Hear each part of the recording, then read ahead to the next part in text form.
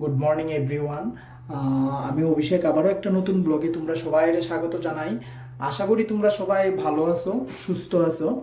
তো দেখো, সকালবেলা উঠে আমি এক্সারসাইজ করে রেডি হয়ে গেছি গিয়া। এখন আমি একটু বাজারে যাবো।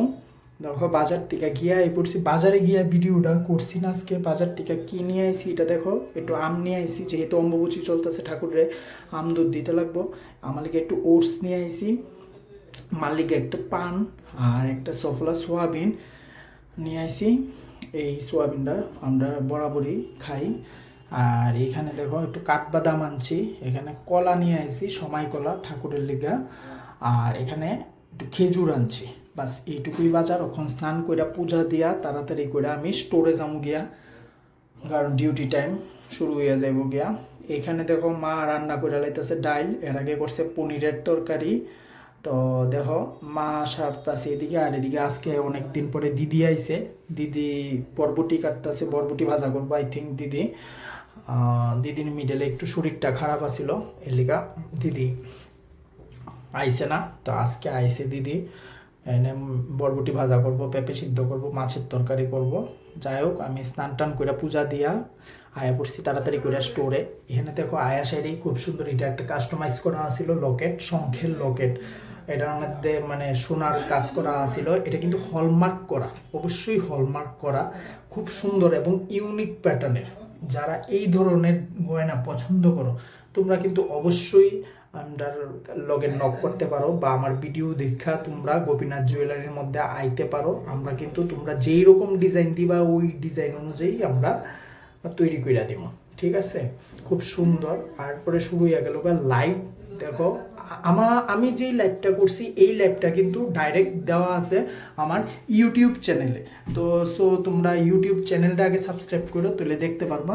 আর দেখো লাইভের কি কি গয়না রাখছে, খুব সুন্দর একটা চকা সীতাহার, এখানে কানের কঙ্কন মান্তাসা, মুখ শাখা দেওয়া আছে।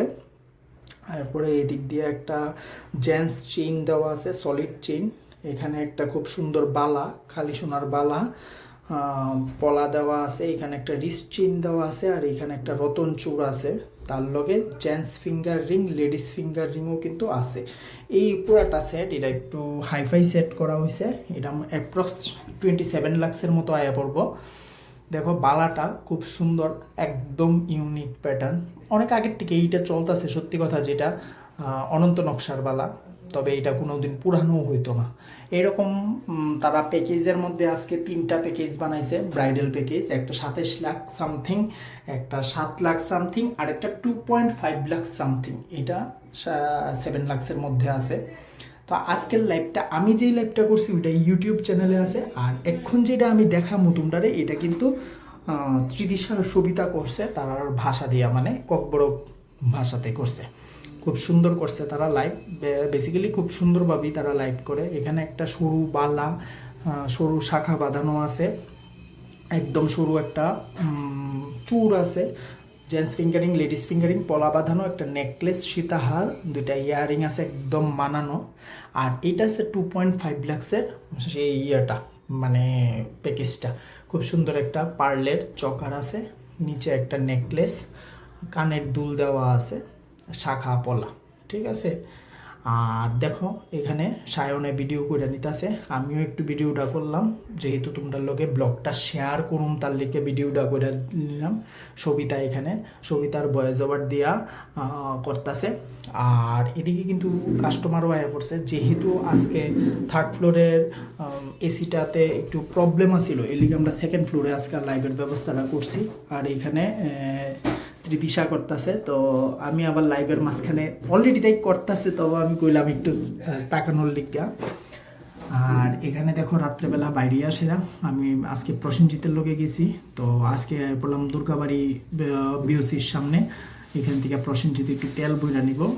তো দেখো রাত্রের ভিউজটা, রাজবাড়ির সামনের সেই ভিউজটা খুব সুন্দর, একদম শান্ত বাতাস, আগরতলা শহরের চিরাচরিত লুকস এটা। যাই হোক, খুব ভালোই লাগে।